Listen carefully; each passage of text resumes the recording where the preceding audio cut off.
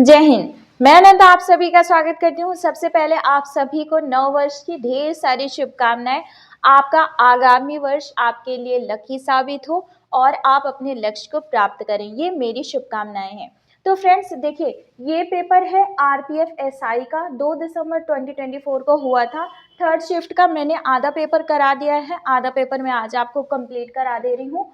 चलिए, प्रैक्टिस इसलिए भी ज़रूरी है क्योंकि आरआरबी, एनटीपीसी, आरपीएफ कांस्टेबल और ग्रुप डी में आपके लिए काम आएगा। चलिए देखते हैं, सबसे पहला प्रश्न क्या है लिया है।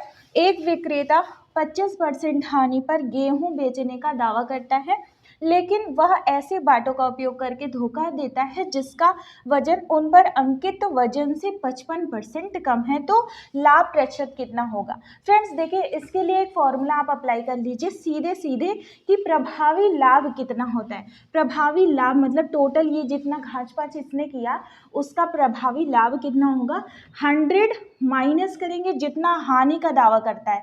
अब अगर यहाँ पे लाभ का दावा करता ना तो यहाँ पे 100 प्लस लाभ हो जाता। ठीक है, हानि का दावा कर रहा है इसलिए 100 माइनस हानि और मल्टीप्लाई 100, ठीक है, अपॉन में है 100 माइनस जितना कम जो है वो वजन यूज कर रहा है। ठीक है, 55% कम यूज कर रहा है तो यहाँ पे 55 लिखेंगे। चलिए इसी को आप सॉल्व कर लीजिए। देखिए 100 माइनस 25, ठीक है, 100 माइनस 25 मल्टीप्लाई 100 अपॉन क्या होगा 100 माइनस 55, ये हो जाएगा। ठीक, अब हो जाएगा 75, 100 बटे कितना हो जाएगा 45। जब आप इसको कैंसिल करेंगे तो आपका आ जाएगा 166.66। ये तो लाभ आया ना, ये लाभ आया। ठीक है, तो अब यहाँ पे क्या कह रहा है, लाभ प्रतिशत। तो लाभ प्रतिशत मतलब कि 100, देखिए 100 कॉस्ट प्राइस रहा होगा ना, 100 से बढ़ा कितना बढ़ा 66.66। तो कौन सा ऑप्शन करेक्ट हो जाएगा, ऑप्शन नंबर बी करेक्ट हो जाएगा। इस वाले फॉर्मूले को लर्न कर लीजिएगा। अब अगर यहाँ पे देखिए प्रभावी लाभ जो है ऐसे भी होता है 100 प्लस, अगर यहाँ पे ये 25% हानि की जगह अगर लाभ होता तो 100 प्लस लाभ लिखते हैं यहाँ पे। ठीक है, यही बस इतने में डिफरेंस है। ठीक, चलिए आगे बढ़ते हैं। एक व्यक्ति किसी निश्चित दूरी को 10 किलोमीटर पर आवर की चाल से 2 घंटे में तय करता है और कुछ अतिरिक्त दूरी को 6 किलोमीटर पर आवर की चाल से 4 घंटे में तय करता है। तो तय की गई कुल दूरी के लिए औसत चाल पता करना है। देखिए औसत चाल मतलब एवरेज स्पीड का जो फॉर्मूला होता है वो टोटल डिस्टेंस, कुल दूरी बटे कुल समय, टोटल टाइम। ठीक है, यही होता है। अब टोटल डिस्टेंस कैसे पता चलेगा, यहाँ देखिए 10 किलोमीटर पर आवर ये स्पीड दी गई है और ये टाइम दिया गया है। स्पीड इनटू टाइम ही तो होता है डिस्टेंस। तो हमको क्या करना है, 2 और 10 को मल्टीप्लाई कर देंगे 20 आ जाएगा एक केस में, और दूसरी केस में क्या है, दूसरी केस में 6 और 4 को मल्टीप्लाई करेंगे 24 आ जाएगा। अब इसमें टोटल टाइम देखिए कितना लग रहा है, 4 2 6 लग रहा है। ठीक है, यहाँ पे आ गया 44 अपॉन 6, 2 3 जा 2 2 जा। अब यहाँ पे आ जाएगा, इसको सॉल्व करने पे 7 राइट 1/3, 7 से 1/3 क्या आ जाएगा, 7 से 1/3 आ जाएगा। इसकी औसत चाल ऑप्शन नंबर बी करेक्ट। ठीक, मानसी और नेहा ने मिलकर एक व्यवसाय इतने रुपए का निवेश किया। ठीक है, वर्ष के अंत में 5,000 रुपए के कुल लाभ में से मानसी का हिस्सा इतना था। ठीक है, लाभ में से मानसी का हिस्सा इतना था मतलब मानसी का लाभ दिया गया है। और नेहा ने कितना निवेश किया, तो पूछा है नेहा का निवेश पूछा है, ध्यान दीजिएगा यहाँ पे लाभ नहीं पूछा है। तो हमें क्या करना है, हमें लाभ निकालना पड़ेगा तभी निवेश आएगा, क्योंकि हम जानते हैं कि जिस रेशियो में इंसान निवेश करता है उसी रेशियो में उसका लाभ होता है। तो यहाँ पे टोटल लाभ कितना है, 5,000 है, और मानसी का लाभ कितना है, मानसी का हिस्सा इसमें 1900 है। तो 5,000 में से 1900 घटाएंगे तो कितना आ जाएगा, इतना लाभ आ जाएगा, नेहा का आ जाएगा। ठीक है, नेहा का इतना लाभ आ जाएगा। और मानसी का कितना लाभ है, मानसी का इतना लाभ है कि नहीं। अगर यहाँ पे रेशियो बनाएंगे तो 19:31 मानसी और नेहा के लाभ में आ जाएगा। ठीक है, मानसी और नेहा के लाभ में आ जाएगा। अच्छा, तो टोटल रेशियो कितना आ रहा है, टोटल रेशियो यही 50 ही आएगा और क्या, क्योंकि यहाँ से देखिए 0 0 0 का सब में कॉमन होके कट जाएगा, तो आप डायरेक्ट भी यहाँ 50 लिख सकते थे। तो ये जो 50 है ये कुल लाभ है, 50 रेशियो जो है ये 50 यूनिट क्या है, पूरा कुल लाभ है, ये बराबर किसके है, पूरे निवेश के बराबर है। ठीक है, तो 40400, तो 1 यूनिट बराबर क्या हो जाएगा, 40/400/50। ठीक है, अब यहाँ पे नेहा का कितना है, नेहा का लाभ है 31 यूनिट, तो 31 यूनिट का हो जाएगा, 31 यूनिट का निवेश हो जाएगा 40, देखिए यहाँ पे 40/50 मल्टीप्लाई 31। ठीक है, 0 से 0 कैंसिल हो जाएगा और उसके बाद यहाँ पे आएगा 5 8 ज़ा 40, 0 5 8 ज़ा 40।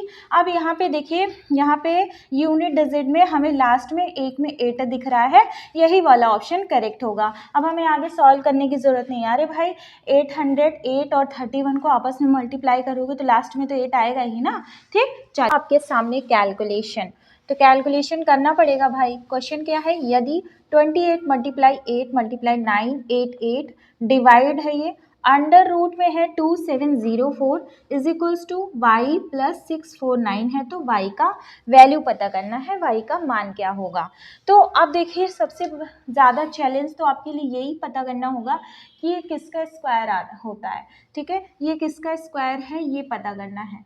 ठीक, तो अब देखिए यहाँ पे लास्ट में क्या है, 4 आ रहा है ना, 4 आ रहा है, तो जब हम 2 को स्क्वायर करते हैं तभी तो 4 आता है, इसका मतलब कोई ऐसा संख्या होगी जिसकी लास्ट में 2 होगी। अब उसके बाद अब आप देखिए यहाँ पे 2 डिजिट लीजिए, 2 डिजिट इसलिए लीजिए क्योंकि ये आपका अंडर रूट में है तो बाहर निकल के 1 हो जाता है, तो ये 27 है। लेकिन अब हम क्या करेंगे, स्क्वायर पता कर रहे हैं ना, तो 27 के करीब किसका स्क्वायर होता है, 5 का होता है ना, 5 5 जा 25 होता है, तो हो सकता है ये 52 हो। लेकिन हम कैसे कह सकते हैं ये 52 ही है, ये 58, हाँ 58 भी तो हो सकता है, क्योंकि 8 8 जा 64 भी तो होता है, 8 8 जा 64 होता है, तो लास्ट में यूनिट डिजिट में हमें 4 मिल जाएगा। तो हम 52 है या 58 है कैसे पता करेंगे। देखिए मैं बहुत बेसिक चीज़ यहाँ पे आपको समझा रही हूँ, इतना कोई नहीं समझाता, डायरेक्ट सॉल्व कर देता है। तो आपको पता होना चाहिए 55 का क्या होता है वैल्यू। तो 55 का कैसे निकालते हैं, इसको आप ब्रेक कर लीजिए। देखिए 5 5 जा 25 हो गया, और 5 और 1 बढ़ा के 6 6 5 जा कितना होता है 30। ठीक है, तो अब क्या होगा, यहाँ पे 3025 आ रहा है, 3025 इससे क्या है, इससे बड़ा है ना, तो इससे बड़ा है तो बड़ा चीज़ इधर आएगा ना, बड़ा चीज़ इधर आएगा, तो यहाँ छोटा तो आ नहीं जाएगा, ये 27 तो छोटा आ जाएगा ना, तो 27 ये नहीं होगा, इसका मतलब ये वाला नहीं होगा, यहीं पे होगा, ये 52 का ही है। ठीक है, तो अब इसकी जगह हम 52 लिख सकते हैं। ठीक, आ गया ना समझ में। अब यहाँ पे हमको क्या करना है, 2 8 × 8 × 9 8 8 डिवाइड 52 करना है। चलिए 13 4 जा हो जाएगा, 13 7 जा हो जाएगा, और 13 6 जा हो जाएगा, और उसके बाद 4 1 जा 4 5 4 9 जा हो जाएगा। तो अभी आप इसको मल्टीप्लाई करना ही पड़ेगा, आपको मल्टीप्लाई करना है 28 × 8 × 19। ठीक, 4 2 5 6 आ जाएगा। ठीक है, इतने का आ गया आपका 4 2 5 6 is equals to y plus 649। अब आपको क्या करना है, माइनस करना है सीधे, 4 2 5 6 माइनस 649। ठीक है, माइनस करेंगे यहाँ 7 आएगा और 0 आएगा, उसके बाद आगे कुछ आएगा। तो लेकिन उसके पहले ही हमें क्या मिल गया, हमें ऑप्शन मिल गया, हमें ऑप्शन मिल गया, तो ऑप्शन नंबर सी करेक्ट हो जाएगा। ठीक है, चलिए आगे देखिए। अब ये क्वेश्चन है, इसको बहुत सारे लोग क्या करेंगे कि पूरा डिवाइड करना चालू करेंगे, पर हमें पूरा डिवाइड नहीं करना है, हमें सिर्फ थोड़ा थोड़ा डिवाइड करना है। कैसे, देखिए इस 9 ये 5 है और ये ऐसे ही फॉर्मेट में होता है ना, तो हम क्या करते हैं, पॉइंट लगा के 0 बढ़ा देते हैं, 9 5 जा तो 45। ठीक है, तो इस तरह से करके हम 0.5 यहाँ पे लिख देंगे। इसके आगे भी कुछ होगा लेकिन हमें नहीं लिखना है। अब यहाँ पे देखिए 79 है, अगर हम पॉइंट लगाएंगे तो यहाँ एक 0 बढ़ेगा ना, और 7 की टेबल में 30 के अराउंड कितना आता है, 7 4 जा 28 होता है। लेकिन अगर हम 4 बाद ले जाएंगे तो यहाँ 9 भी तो है, तो 9 क्या करेगा 28 से क्या करेगा आगे बढ़ा देगा, इसलिए हम यहाँ पे 3 बार ले जाएंगे तो 0.3 हो जाएगा। ठीक है, अब यहाँ पे 4 का है, 4 4 जो 16 होता है, लेकिन ये 16 तो है नहीं, 14 है, तो हमें कितना, हमें 0.3 बार ले जाना है। ठीक है, अब एक चीज़ आप ध्यान दीजिए, अब आप सोच रहे होंगे पता नहीं 0.3 होगा कि क्या होगा, मैम ऐसे ही लिख दे रही है, लेकिन जब आपके पास 0.5 आ गया है और पूछा है सबसे बड़ी संख्या, तो 0.3 आ रहा है, अब चाहे यहाँ 0.2 आए चाहे 0.3 आए, कोई मतलब तो है नहीं। ठीक, तो इस सब चीज़ को ध्यान देना होता है। अब यहाँ पे 79 है, अगेन हम क्या करेंगे, 7 4 जा 28, चलिए 4 जब लेते जाते हैं तो 0.4 ही तो जाएगा, बहुत जाएगा तो 0.4 जाएगा, इससे ज़्यादा तो जाएगा नहीं। तो इसमें जो सबसे बड़ी वाली संख्या हो जाएगी वो 5/9 हो जाएगी। ठीक है, कौन सी हो जाएगी, 5/9 हो जाएगी, क्योंकि इसका जो हम डिवाइड करने पे आ रहा है 0.5 करके समथिंग आ रहा है। तो इसी तरह से डिवाइड करना होता है, ये नहीं कि पूरा आप चलेंगे यहाँ डिवाइड करने लगेंगे, आपको सिर्फ पहली डिजिट यहाँ देखनी है और इसको देखना है। ठीक है, और उसके बाद आपको पीछे भी ध्यान रखना है कि पीछे कुछ डिजिट है, कहीं उसमें मल्टीप्लाई होकर के कहीं वो आगे और बढ़ ना जाए। ठीक है, चलिए आई होप कि आपको समझ में आई होगी मेरी बात। ठीक, चलिए आगे बढ़ करना है, साधारण भिन्न में बदलना है, क्या है 0.23 है और 23 दोनों के ऊपर क्या है बार है, प्लस है ये, और 0.2 के ऊपर बार है, +4 है, इसको सॉल्व करना है। तो देखिए 4 तो आएगा ही, प्लस उसके बाद ये 23 है ना, आपको 23 ऐसे ही लिख देना है, अपॉन क्या करना है, 2 संख्या के ऊपर बार है, इसलिए यहाँ पे हम 2 बार 9 लिखेंगे। ठीक, अब यहाँ पे 2 ऐसे लिख देना है, एक संख्या के ऊपर बार है इसलिए एक बार हम लिख देंगे।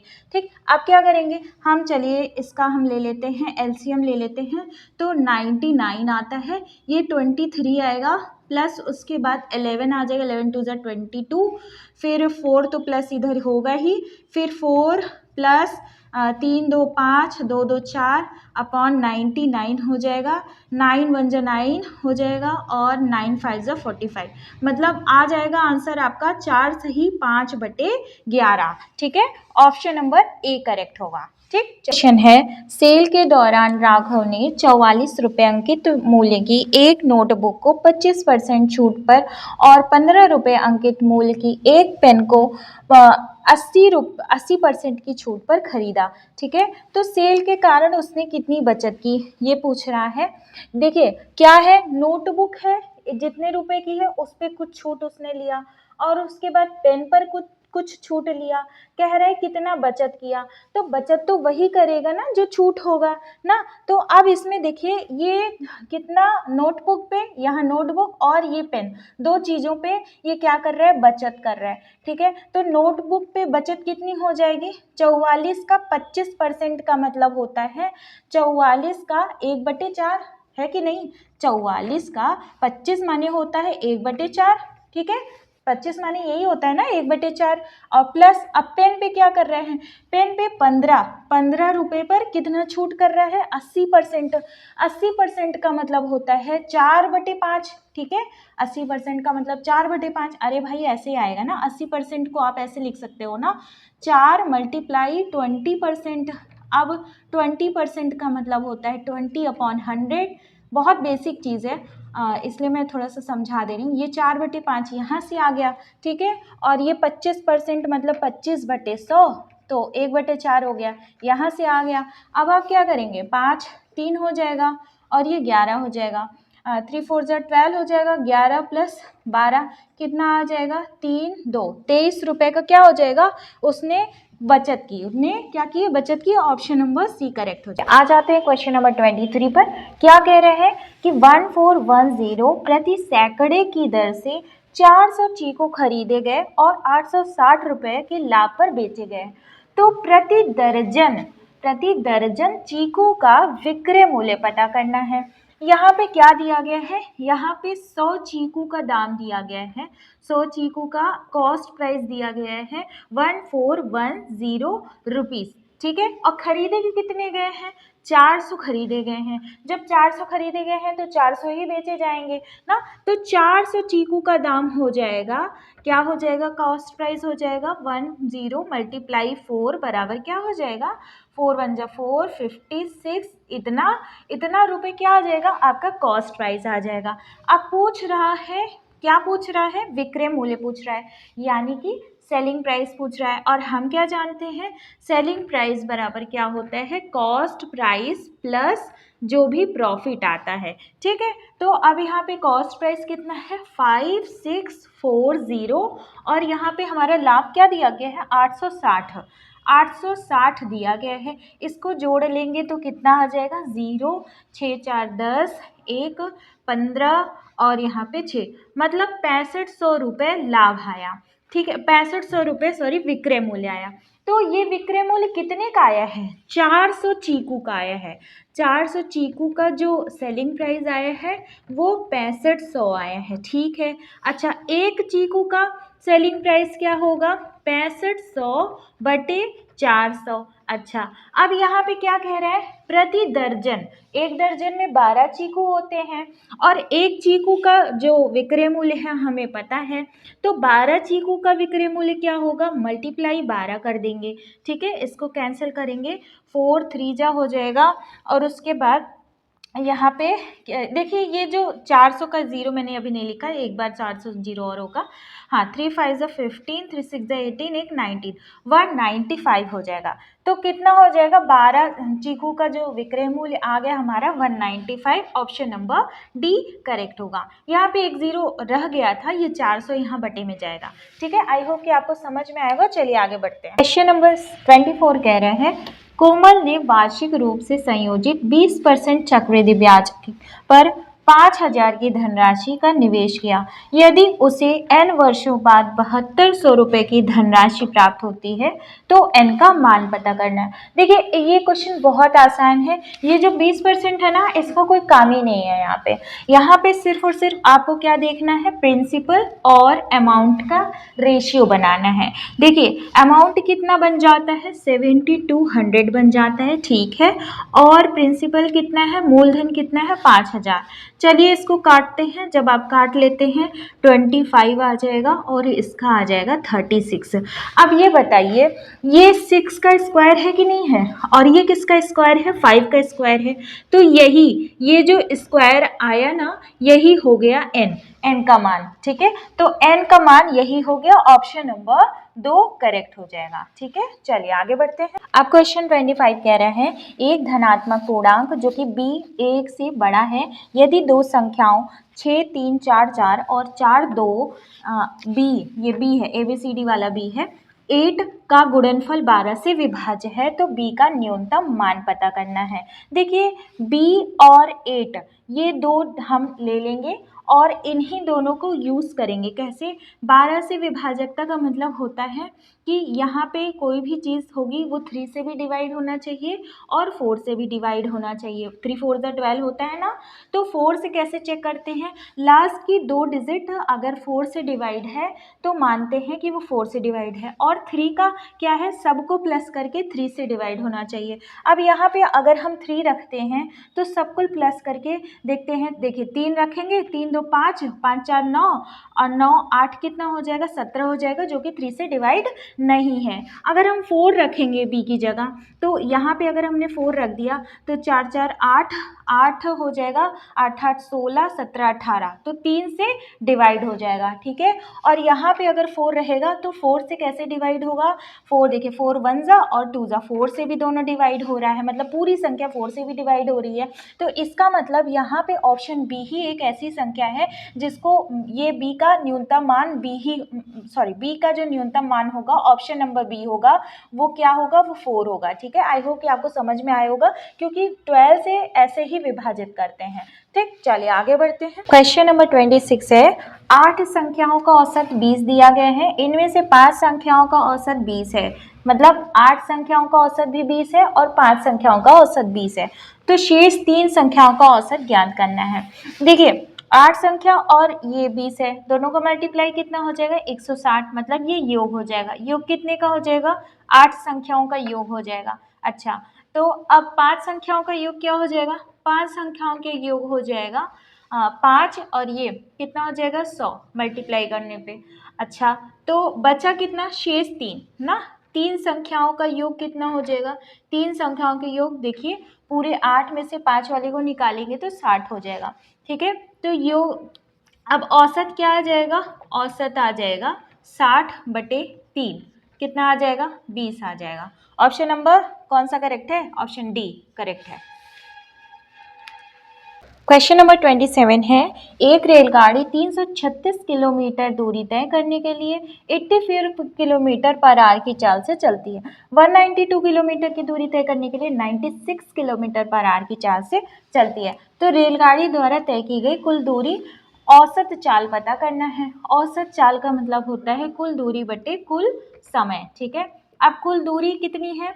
कुल दूरी है इतनी, देखिए 6 2 8 हो गया और 9 3 12 हो गया और 3 2 5 हो गया। अच्छा, अब यहाँ पे कुल समय कितना है? समय देखिए होता है डिस्टेंस अपॉन स्पीड बराबर टाइम होता है ना। तो यहाँ पे डिस्टेंस कितना है? 336 है, 336 पहले वाले केस में, और यहाँ पे स्पीड कितना है? 84 है। काटेंगे तो आ जाएगा यहाँ पे 4। ठीक है, अब उसके बाद 192 है, 192 दूसरे वाले केस में है और 96 अपॉन में है। काटेंगे तो ये आ जाएगा 2। ठीक है, तो पहले का टाइम 4 आ जाएगा और दूसरे का टाइम 2 आ जाएगा, यानी कि 6, टोटल टाइम 6 हो जाएगा। अब इसको काटेंगे, देखिए 2 3 जा, 2 2 जा, 2 7 2 6 जा, सॉरी 2 6 जा और 2 4 जा, कितना हो जाएगा 3 8 जा और 3 8 जा, मतलब 88 किलोमीटर पर आवर आ जाएगा आपका औसत चाल। तो ऑप्शन नंबर बी करेक्ट हो जाएगा। आई होप कि आपको समझ में आ रहा होगा। क्वेश्चन क्या कह रहे हैं? ईंधन की कीमत क्रमागत 3 महीनों में 60%, 30% और 20% कम की गई। ठीक है, लेकिन चौथे महीने में 60% की वृद्धि की जाती है। तो पूछ के रहा है चौथे महीने में ईंधन की कीमत में उसकी मूल कीमत की तुलना में कितने प्रतिशत की वृद्धि या कमी आई है। तो ईंधन है, ईंधन में क्या किया गया है? क्रमागत उसकी कीमत में कमी की गई है। तो मान लेते हैं ईंधन की कीमत रही होगी 100 रही होगी, मान लेते हैं। अगर इसमें 60% की कमी की गई तो बचा कितना? 40। ठीक है, 40/100। और उसके बाद 30% की कमी की गई तो बचा कितना? 70/100।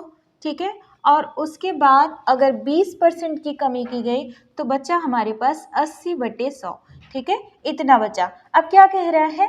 चौथे महीने में 60% की वृद्धि हुई, तो चौथे महीने में 60% की वृद्धि मतलब 160/100। अब 0 से 0 कैंसिल हो गया, 0 से ये 0, ये 0 से ये 0, ये 0 से ये 0 और यहाँ कैंसिल हो गया। अब यहाँ पे देखिए आपका क्या आएगा? 4 7 जा 28 और उसके बाद 8 8 जा 64 ना, और ये 4 6 जा 24 करके आएगा ना। तो अब यहाँ पे देखिए एक चीज़, जब भी यहाँ अपॉन में क्या है? 100 है, 100 है और यहाँ पे हमको मिल गया है यूनिट डिजिट 4 और यहाँ पे 100 है। इसका मतलब क्या है? देखिए हम पूरा मल्टीप्लाई नहीं किया, हमने सिर्फ और सिर्फ यूनिट डिजिट लिखा है। यूनिट डिजिट मतलब ऊपर का यूनिट डिजिट मल्टीप्लाई करने पे लास्ट जो यूनिट डिजिट मिला है हमें 4 मिला है। ठीक है, तो जब 4 मिल गया है इसका मतलब कि कोई संख्या यहाँ पे जो आएगी वो कितनी आएगी? 0.04 आएगी। ठीक है, क्योंकि ये 100 का ऊपर जाएगा ना पॉइंट, तो इतनी संख्या आएगी कम और वृद्धि होने के बाद। ठीक है, पहले तो कम हुआ, उसके बाद वृद्धि होने के बाद इतना। अब पूछ रहा है कि मूल कीमत की तुलना में कितने प्रतिशत की वृद्धि या कमी आई। मूल कीमत हमने क्या माना था? 100 माना था। अब 100 में से कितने प्रतिशत की वृद्धि या कमी आई है? यहाँ पे घटा देंगे तो कितना आया है? देखिए 0.06 करके आएगा आंसर ना, घटाने पे कितना आएगा? 0.06 करके आएगा। तो ऑप्शन एक ही ऐसा ऑप्शन है जिसमें यहाँ पे क्या है? यूनिट डिजिट में 6 है, तो यही वाला ऑप्शन करेक्ट होगा। ठीक, आई होप कि आपको समझ में आया होगा। बहुत शॉर्ट ट्रिक मेथड से मैंने आपको समझाया है। ठीक, चलिए आगे बढ़ते हैं। ठीक है, अब नेक्स्ट क्वेश्चन कह रहे हैं, क्वेश्चन नंबर 29, एक दुकानदार किसी वस्तु को उसके अंकित मूल्य पर 84% और 44% की 2 क्रमुट छूट दे करके 940.8 रुपीज में बेचता है। ठीक है, यदि उसके द्वारा कोई छूट नहीं दी गई होती तो वह 25% लाभ अर्जित करता। तो वस्तु का क्रय मूल्य पूछ रहा है। तो देखिए, सबसे पहले हमें क्या करना है, हम ये अंकित मूल्य मान लेते हैं। अंकित मूल्य कितना है, अंकित मूल्य को अगर हम MP कह देते हैं, ठीक है, MP कह दिए, और उसमें अंकित मूल्य में ही क्या होता है, छूट होता है। अंकित मूल्य में अगर 84% छूट कर दिए तो कितना आया, 16/100। ठीक, और उसके बाद कितना कह रहा है, 44% छूट। 44% छूट का मतलब होता है 56% में रुपए में बेचेंगे। ठीक है, और उसके बाद ये जब मार्केट प्राइस पे 2 क्रमिक छूट हो गई तो ये बराबर किसके हो जाएगा, सेलिंग प्राइस के। कितने में बेच रहा है, 940.8 का। ठीक है, देखिए अब क्या करेंगे, अब जब आप इसको पूरा अच्छे से काट पीट लेंगे इधर से इधर से इधर से, तो मार्केट प्राइस आ जाएगा आपका आ जाएगा 10500। ठीक है, ये मार्केट प्राइस आ जाएगा। अब लेकिन पूछ क्या रहा है, क्रय मूल्य पूछ रहा है। तो क्रय मूल्य कहाँ से निकालेंगे, ये देखिए 25% का लाभ हो रहा है तो क्रय मूल्य पर ही लाभ हो रहा होगा। 25% यानी कि आपका हो जाएगा 1/4 ना, 1/4। तो कितना हो जाएगा इसका, 5/4। ठीक है, किसका 5/4, क्रय मूल्य का। क्रय मूल्य का 5/4 बराबर क्या हो जाएगा, सेलिंग प्राइस। ठीक है, तो अभी यहाँ पे क्या कह रहा है कि यदि उसके द्वारा कोई छूट नहीं दी गई होती तो 25% का लाभ अर्जित करता। अगर छूट नहीं देगा यानी कि वो क्या करेगा, अंकित मूल्य पर ही बेचेगा ना। तो यहाँ पे मार्केट, ये जो सेलिंग प्राइस है ये मार्केट प्राइस के बराबर होगा ना। अब मार्केट प्राइस कितना दिया गया है, 10500 दिया गया है। ठीक है, मतलब आया है, हमने निकाला है। ठीक है, तो को कट करेंगे, 5 2 जा और यहाँ पे 1 जा, 0 0। तो कॉस्ट प्राइस आपका क्या आ जाएगा, 8400 रुपीज़ आ जाएगा आपका कॉस्ट प्राइस, जो कि ऑप्शन नंबर बी करेक्ट है। ठीक है, चलिए आगे। इस तरह के क्वेश्चंस को करने के लिए एक फॉर्मूला होता है। सबसे पहले क्वेश्चन पढ़ लीजिए, 8 पुरुषों का औसत वजन जब 3 किलोग्राम कम हो जाता है जब उनमें 56 किलोग्राम वजन वाले पुरुष को एक नए पुरुष के साथ बदल दिया जाता है तो नए पुरुष का वजन क्या होगा। देखिए इसके लिए एक फॉर्मूला होता है, उसको लिख लीजिए। नए पुरुष का वजन बराबर जिसको भी बदला गया है, किसको बदला गया है, जैसे 56 kg वाले पुरुष को बदला गया है, जो जिसको बदला गया है उसका वजन। ठीक है, जिसका बदला गया है उसका वजन। ठीक है, उसका वजन। अब यहाँ पे देखिए, यहाँ पे क्या कह रहा है, कम हो रहा है। तो कम हो रहा है तो हम क्या करेंगे, माइनस करेंगे। तो और कितने पुरुष हैं यहाँ पे, टोटल पुरुष, कुल पुरुष की संख्या, और यहाँ पे कितना कम हो रहा है, 3 कम हो रहा है। तो औसत में कितना कम हो रहा है, मतलब औसत में जो कमी आ रही है, औसत में कमी जो आ रही है, यही फॉर्मूला है। इस पे जब आप रख देंगे तो आपका आंसर आ जाएगा। देखिए 56 kg वाले से बदला गया, फिर माइनस कुल पुरुष की संख्या कितनी है, 8 है। अच्छा, तो औसत में कितना कम हुआ है, 3 कम हुआ है। मतलब 8 पुरुषों में 3 कम हुआ है, मतलब 8 पुरुषों में 3 कम हुआ है। इसका मतलब टोटल कम कितना हुआ है वजन में, 24 कम हुआ है ना। और ये 56 से माइनस कर देंगे तो कितना आ जाएगा, यहाँ पे 32 आ जाएगा, जो कि नए पुरुष का वजन होगा। इस फॉर्मूले को अच्छे से देख लीजिए, यही फॉर्मूला आपको हर जगह अप्लाई करना है। ठीक, ऑप्शन नंबर बी करेक्ट हो जाएगा। क्वेश्चन नंबर 31 है कि अनमोल अपनी यात्रा का 10 घंटे में पूरी करता है, पूरी यात्रा। वह आधी दूरी को क्या करता है, 46 किलोमीटर की चाल से, और शेष दूरी को क्या करता है, 69 किलोमीटर की चाल से तय करता है। संपूर्ण यात्रा की कुल दूरी ज्ञात करना है। अब देखिए यहाँ पे जब भी आपको ओवरऑल टाइम दे दिया गया हो, पूरी यात्रा का टाइम दे दिया गया हो, और यहाँ पे आधी आधी दूरी दी गई हो, तब आपको कुल दूरी कैसे निकालनी होगी, कुल दूरी कैसे निकालनी होगी। यहाँ पे देखिए आधी आधी दूरी के अलग अलग चाल हो जाओ ना, तो कुल दूरी बराबर होगा, यहाँ पे ये फॉर्मूला लिख लीजिएगा, 2 मल्टीप्लाई यहाँ पे जो स्पीड 1 है, स्पीड 1 मल्टीप्लाई स्पीड 2, और यहाँ पे जो टाइम दिया गया है, टाइम कितना दिया गया है, जो भी दिया गया हो, और उसके बाद आपको क्या करना है, स्पीड 1 प्लस स्पीड 2। ठीक है, तो ये फॉर्मूला है, आप लिख लीजिए, नोट डाउन कर लीजिए। जब भी आपको आधी आधी दूरी की अलग अलग चाल हो तो आपको कुल दूरी कैसे निकालना होगा, इसी तरह से निकालना होगा। तो अब इसमें लिख लीजिए 2 मल्टीप्लाई स्पीड 1 कितनी है, 46 है, ठीक है 46 है, मल्टीप्लाई 69, और यहाँ पे पूरा टाइम ओवरऑल टाइम दिया गया है 10, और उसके बाद अब इन दोनों को हम क्या करेंगे, ऐड करेंगे, 9 6 15 और 6 4 अब 10 1 11, ठीक, तो इतना हो जाएगा, 5 2 ज़ा 10 हो जाएगा, 5 3 ज़ा 15 हो जाएगा, फिर यहाँ पे 2 और ये 3 बाद में जाएगा। जब आप देखिए यहाँ पे 3 2 जा 6 है, फिर 6 6 जा 36 है, यूनिट डिजिट हम लिख रहे हैं, 6 2 जा 12, मतलब यूनिट डिजिट में 2 आना चाहिए, तो किस में 2 आ रहा है, ऑप्शन नंबर सी में 2 आ रहा है, यही करेक्ट होगा। चलिए आगे बढ़ते हैं। देखिए इतना क्या करना है ना, इतना आपको पूरा मल्टीप्लाई नहीं करना है, सिर्फ यूनिट डिजिट मल्टीप्लाई करना है जब यूनिट डिजिट यहाँ पे डिफरेंट होगी। नेक्स्ट क्वेश्चन है, एक गांव की जनसंख्या इतनी थी, पहले वर्ष में 10% की वृद्धि होती है और दूसरे वर्ष में 25% की वृद्धि होती है, तो 2 वर्ष बाद इसकी जनसंख्या पूछा है।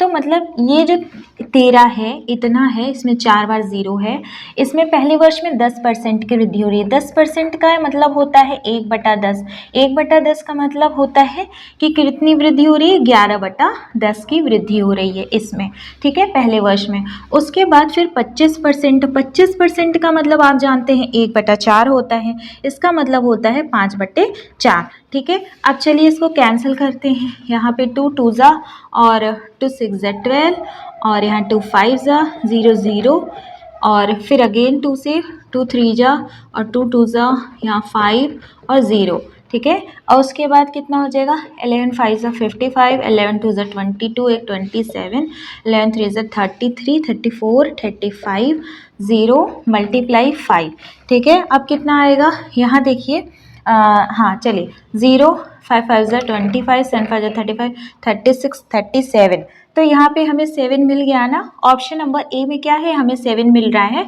तो यही वाला ऑप्शन करेक्ट होगा। आगे हम मल्टीप्लाई नहीं करेंगे, ठीक है। चलिए आगे बढ़ते हैं।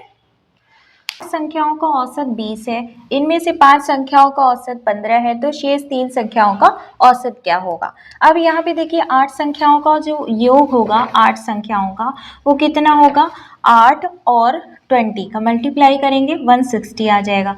अच्छा, उसके बाद जो 5 संख्याओं का औसत कितना है, 5 संख्याओं का औसत है 15, 15 25 75 हो जाएगा, योग 5 संख्याओं का योग।